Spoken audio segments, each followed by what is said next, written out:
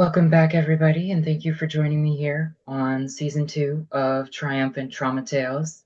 Today, I am here with the lovely Brinn Langdale, a soon to be published author and therapist. How are you doing today, Brinn? I'm doing well, Reese. Thank you. Thank you so much for coming and taking the time today to share your story. And without giving too much off the top, where did your own healing journey begin? Yeah, that is a great question. So, I started my healing journey actually pretty young, relatively speaking. A lot of people are in maybe their late 30s or 40s or even 50s and realize like, oh man, my life has been like this for so long. And I really had I don't know, fortunate. I feel really blessed to have started therapy. I went to therapy first when I was 18, and then I took a deep dive into my healing journey when I was 22. So for me, when I was 18, my oldest brother came to me and he was like, "Hey, has our brother like ever done anything to you? Like has he ever come home high and like done anything?" And that opened Pandora's box because what he didn't know was that our brother had been sexually abusing me for 12 years. And so from the time I was 4 years old until the first time I said no when I was, I don't know, almost 16. Mhm. So that opened up so much. And it was the first time that I admitted to myself what had happened. And it was the first time that I admitted to anybody else what had happened. And so we told our parents, and my whole life basically exploded. That's a whole story for another time. I could spend a lot talking about that. um, but that was my senior year of high school. And after that, I went to college. And in college, you know, was the first time I kind of got to take a step back and look at my life and be like, wow, all of this makes perfect sense. Throughout my childhood, I dealt with a lot of like somatic issues. Like I always had stomach aches. I had migraines from fifth grade on. I had chronic headaches. And then as I got a little older, like I was really depressed, had a lot of anxiety. I was self-harming and had eating disorders and, a lot of, tumultuous relationships, right? There was kind of like all the things, like a lot of substances. And when I got into college, it really kicked into hyperdrive with my overachieving. So I started a sports team. I was playing sports 6 days a week. I was doing a double major and getting straight A's. And, so I was absolutely exhausted. And then in any of my free time, I was either smoking weed or had times where I would just get blackout drunk. And so partying was kind of my escape. And it got to a point when I was 22 that my long-term boyfriend was like, "Hey, like I think something really needs to change here and I'm really worried about you." And I'm so grateful that he had the courage to say that to me and not just kind of like write me off and like, say I'm out of here. But then I'm also really grateful that I had the courage to listen to him because I really cared and respected. And I was also terrified of losing the relationship, as an anxious attachment person and, a lot of fear of abandonment. So I did. I signed myself up for an 8-day intensive training and I just jumped in the deep end. And that's where everything really started to make absolute perfect sense. I started exploring all these different parts of myself and, my inner critic that had just been screaming at me and beating me up all the time, and my inner child who, she kind of felt like she was like screaming in the middle of a crowd and like nobody was paying attention. Right. And then I met these other parts of myself, like my nurturing adult, like the adult that like knew how I wanted to walk in the world and knew how I wanted to show up, but had these other parts really causing a lot of internal conflict within me. So that's when like everything really started to make perfect sense. That's a lot. And the craziest thing is we both follow a very, very similar narrative of the young sexual abuse survivor that spins out in what we often refer to as sex, drugs, and rock and roll. Yeah, And absolutely. but also like you, I cleaned my act up in when I was 20. It was no, I started having nightmares that I was gonna die from how much I was drinking. Mm. It Wow. was, and from there, after I published my first book, it was let's take this time to learn how to be sober and to learn to not hate myself for the things that I've lived through. And that is where you start to heal. When you start to forgive yourself for, yes, technically we all play a role, but what your abuser did to you, you didn't control their actions, their thoughts, or any of that. You just happened to be there at the wrong place in the wrong time. Yeah, And I hope that you're absolutely. incredibly proud of yourself for how young you started that recovery, because that's the thing about our generation is we are starting fresh out the gate. It's oh no, someone that loves me pointed out I'm screwing up here and I can finally see it. Let's fix it. I Yeah. have kids that are, and I call them kids, but they're in college and they go, Reese, will you work with me on a sliding scale? Because I can't afford you and I'm broken. Honey, Yeah. shh, yes. Yeah, absolutely, If you're 100%. I feel the willing to exact same show way. up and put in the work, I will work with you for what you can afford because you healing now is going to put you on a positive trajectory as almost as if the crap didn't happen. It's Yeah, like it's going to speed up the rate in which your life looks normal so much. absolutely. Because, you know, a lot of times when we were saying earlier of like, if you don't recognize the healing, I think the average rate of disclosure of sexual abuse is like in their 50s. Mm-hmm. And I think you're right. Like nowadays, I think we're really shifting that narrative and really shifting people's experiences because of people like us. And because of people like us, we then want to go in turn help people that were like us. And Well, like I'm the exactly. same way. And it's not the survivor's complex. It's the let me hold your hand because I went through this alone. I can Yeah, hold your hand. You can cry on my shoulder. I will break the rules absolutely. and I will give you a hug and let you cry on my shoulder if that's what you absolutely need. Yeah. Yeah. And another thing with like waiting a long time is those neurological pathways get so ingrained, those negative core beliefs about ourselves get so ingrained, the nervous system just continues to get more and more dysregulated. And so there are people that I see they've just been in their story for so long Mhm. that that becomes their entire identity, their entire life revolves around this issue that they had as a child. And I really like what you said when you said that like let's give you a chance to live this life almost as if that thing didn't happen. And I think that is absolutely possible. Like healing is absolutely possible and the sooner we get to the healing from the time of whatever the trauma was, the more likely we can do that. And the brain doesn't fully develop until you're around 25. So if you're doing this work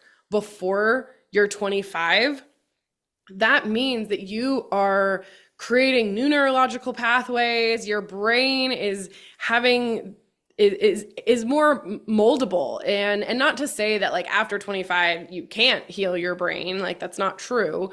But it's going to be a lot easier and it's going to be a lot faster and going to stick more easily. Exactly. And especially with neuroplasticity, like I love that even already 20 years ago, we know that we stay plastic. But it does take more conscious effort after you have air quotes fully developed. Yeah. But that's why we do what we do.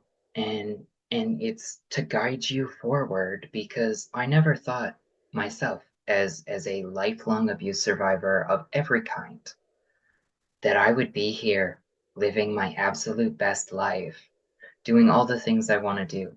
Even after paralysis at 16, I'm training to start competing in sport again. I Mm. and for me, that was actually the final piece in wholeness. It was okay, I got my mind and my emotions back, but where's that physicality? Where's that provincial athlete that used to show up and give it everything every day of the week. She's back. She is Wow. kicking ass and taking names, and I get to talk to people like you on this podcast to just share how truly possible healing is if you're ready to bet on a positive outcome and finally Mm-hmm. release everything that ails us.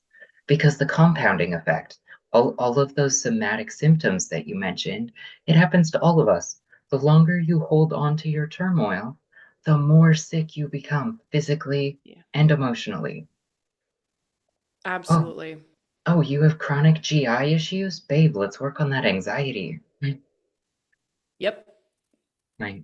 It, Yeah. Yeah. And that's why I love using the somatic technique. So I use EFT, so tapping.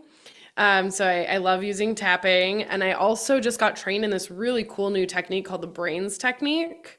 And it is really helpful with like bilateral tapping and is super, super potent.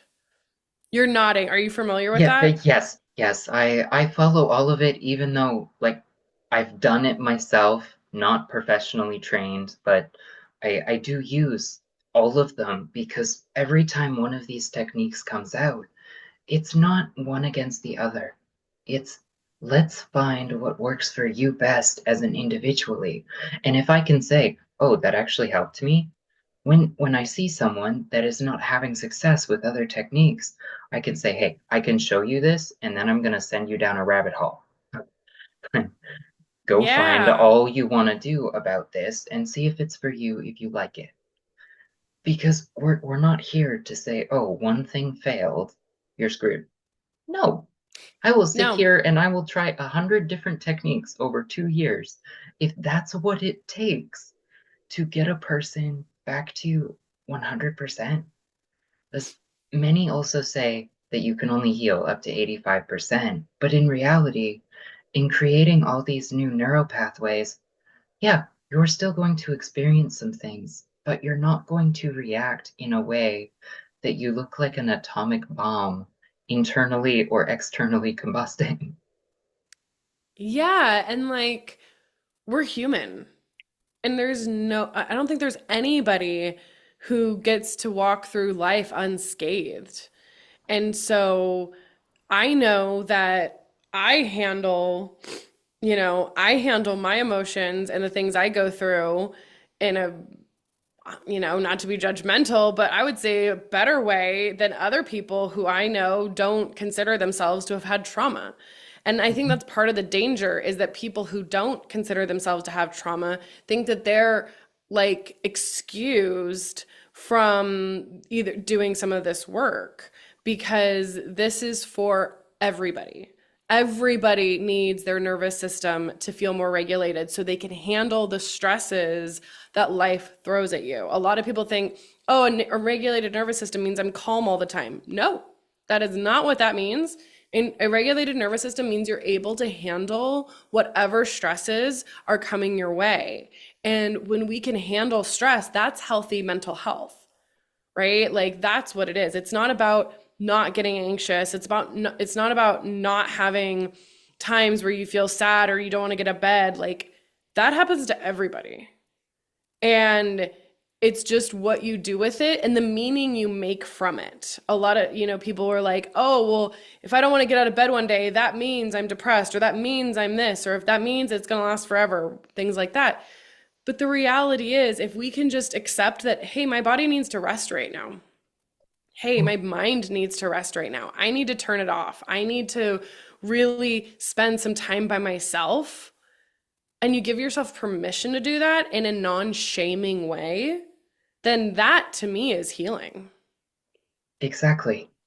And that's the point of healing where eventually you learn this is what I need to do every single day to ensure that I am performing my best. I feel regulated and happy. Like all these things came up. There was no explosion. There was no, needing an hour to cry alone in a dark room. Like actually, Also, when you do need an hour to cry in a dark room, take it. Have your Yeah. hour. Go let it out. Crying is healthy. If you're chronically stressed and taking care of all of your needs, but somehow you can feel that your cortisol is too high, maybe you need to have an orgasm, darling. Maybe you're Yeah. uptight because you need to spend some time with yourself in that capacity. And it's not inappropriate. It's we're human beings. We have needs. Meet them. You don't have a partner? Go to an adult store. Get what you need. Absolutely. Like Yeah, there people are so many ways to release. and there's so much And shame. yeah. There shouldn't be any shame, no matter the modalities or whatever you choose to let off your steam. I work out for an hour every morning, every day, and I will still sometimes go train at night. If that's no, today was wild and I need to blow that steam off, I will go for a jog. Or I will go take myself out for a light dinner by myself and just sit with my thoughts while I enjoy some food outside of my office or my home. It's because it's about managing yourself in day to day. And one of the best gifts is honestly understanding we all have trauma. And Mm-hmm. while no, mommy not buying you Starbucks was not traumatic, even losing your favorite job, if there were layoffs, could be a trauma that changed your life trajectory forever if you left it unhealed. Mm-hmm. And it doesn't have to be like physical or sexual abuse. It can be events that changed your trajectory, that that killed your self-confidence and your pride and just made you feel terrible about yourself. Mm-hmm. So we all need to be doing this work. I borderline think it should be mandated. No, you are a human being over the age of 13. Please seek at least one monthly counseling session or life coaching or whatever you choose, but give yourself the space to breathe and express yourself. Mm-hmm. Yeah. Absolutely. I agree. I'm not perfect. My shit stinks, but I work on it. I try to not be a cow every day.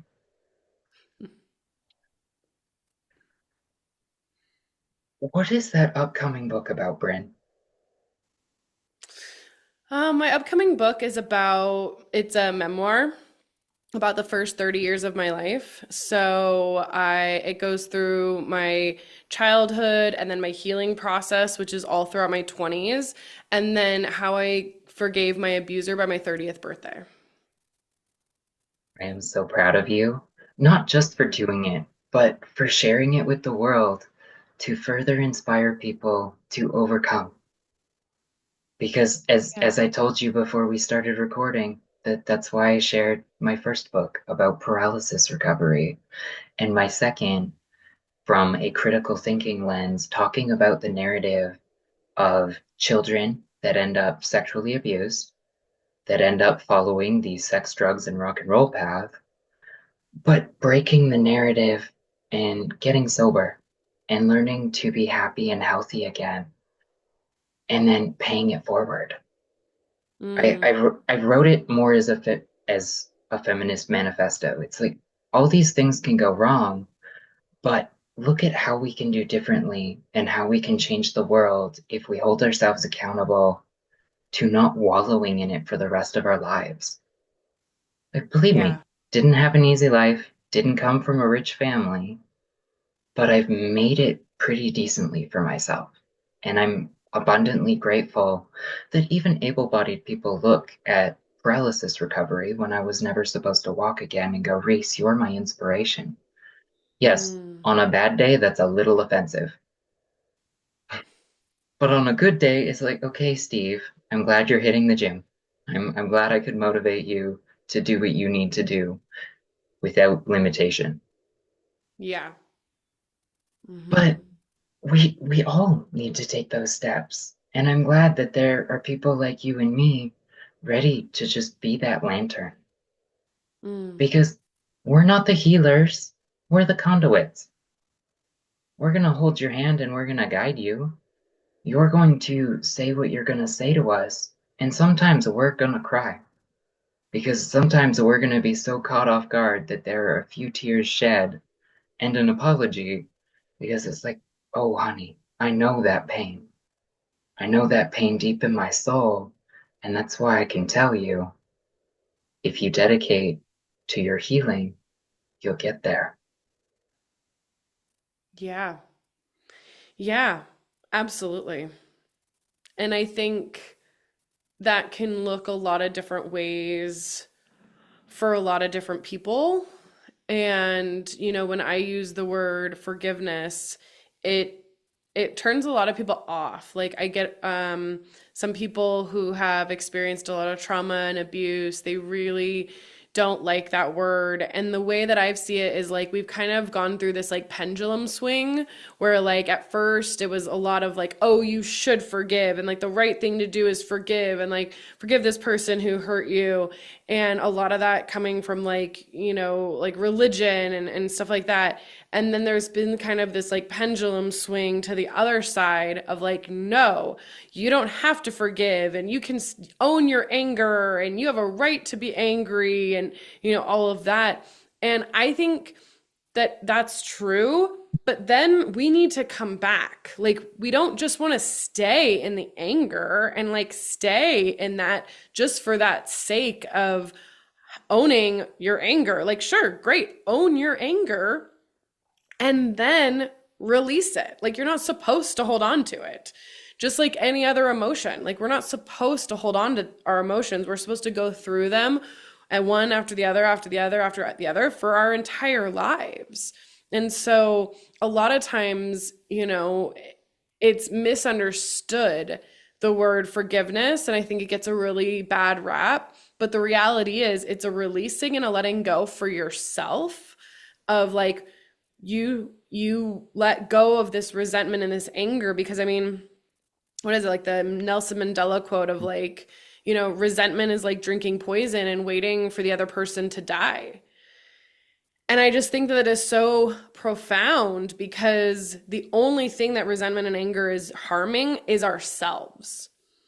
And so it's actually it can be seen as like a really like, self-empowering, a selfish, like to forgive. Like forgiveness is all about you. Forgiveness is all about what you are doing with your own body and your own emotions. And it has absolutely nothing to do with the other person. And it's not reconciliation. And it's also not something that you can just like skip over. Like you can't just like skip to the end and like have forgiveness and let it go. Like you really have to have the ability or the courage to walk through all of those other emotions that are hiding underneath the anger. Mhm. Because I know when I was working on forgiveness towards my abuser, I had to admit that I was sad that he wasn't in my life anymore. Mhm. I had to grieve the loss of my brother, who was actually one of the closest people in my life. And I loved the relationship I had with my brother. I held him on a pedestal a mile high. But for 10 years, I couldn't admit that I actually missed him because that felt like a betrayal to the part of myself that had been hurt. And so I kept him at bay, and I kept, it was almost like my anger justified keeping him away from me. And what that did was it kept the anger alive because I thought, oh, I have to have this anger because it's the only thing that keeps him away from me. Because if I let go of my anger, then there's no reason to have him stay away from me. And then it brought my adult forward, and my adult is like, oh, you can choose to have him in your life or not. You don't need to be angry in order to not have him in your life. You can be totally happy with your life, let go of this anger, let go of this resentment, and still not have him in your life if that's what you want. And, But I think a lot of people think in order to justify what's happened, they need to stay angry. And I just don't think that that's true. I love all of what you just said in every way, shape, and form because forgiveness is all about you. And as you said it, you're allowed to forgive someone and not let them back. I forgave my abusers, even my biological mother has my phone number in case of emergencies. The rule is I'm not ready for maintaining a relationship. And it's not because I hold on to the pain, it's because I haven't seen the healing in the other person. Hmm. If you're not going to do your part in this, I'm not carrying an abusive relationship. No, Yeah. I'm good. And we were just toxic.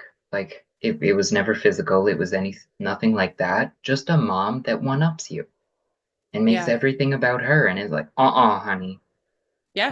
My transition was about you. My Hmm. paralysis recovery was about you. I was the one that was paralyzed.